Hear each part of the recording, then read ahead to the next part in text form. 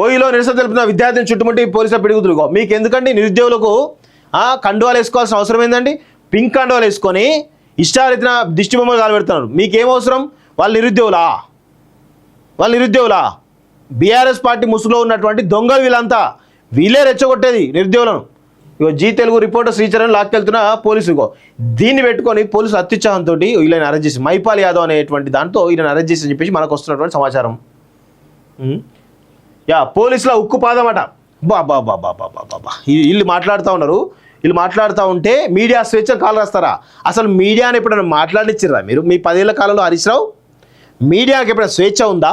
జర్నలిస్టులను మీరు ఎట్లా అనుదొక్కిరు తెలియదా?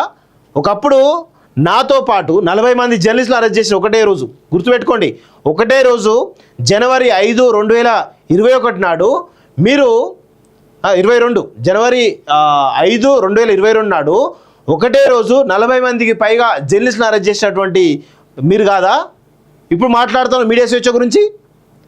అసలు స్వేచ్ఛ అనేది ఉందా మీ ప్రభుత్వంలో? మీ గత 10 ఏళ్ల కాలంలో స్వేచ్ఛ ఉందా తెలంగాణలో? నియంత పోకలతోటి పరిపాలించారు కదా, సిగ్గుండాలి ఇప్పుడు మాట్లాడడానికి. జర్నలిస్టుల అరెస్టులు సరికాదు, వార్తలు కవర్ చేయడం వారి తప్ప. రాష్ట్రంలో అప్రకటిత నిర్బంధం. మాజీ మంత్రి హరీష్ రావు ఆగ్రహం. అసలు వీళ్ళు మాట్లాడుతూ ఉంటే మాకు నవ్వొస్తుంది.